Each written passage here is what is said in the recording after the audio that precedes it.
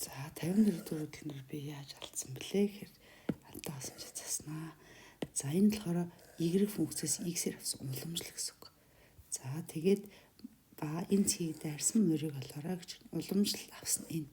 Тэгэхээр уламжлал авсан гэхээр эндээс интеграл авахар бүгдээрээ за өрбөл d-ийг бахан dx гэдэг маань эндээс уламжлал авсан гэсэн үг.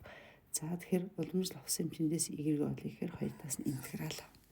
За эндээс интеграл авахаар 2-ыг үрчин x-ийн 1 зэрэгтээс x квадратыг бахан 2 хасах нь нөгөө 3-аас интеграл авахаар 3x болчихно.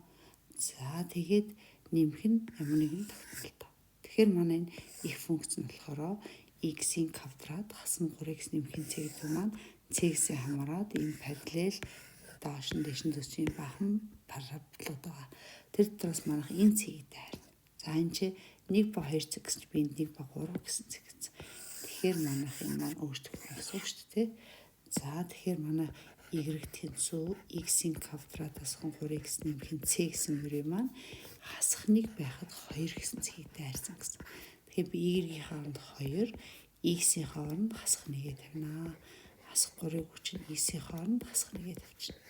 За эндээс 2 тэнцүү 1d нэмэх нь 3 нэмэх нь c-гээд манай c сул том нь хэд болох вэ гэж чинь нэмэх 4-ийг ийшээ гаргаад хасгаар чинь 2-оос 4-ээс хар хасах 2.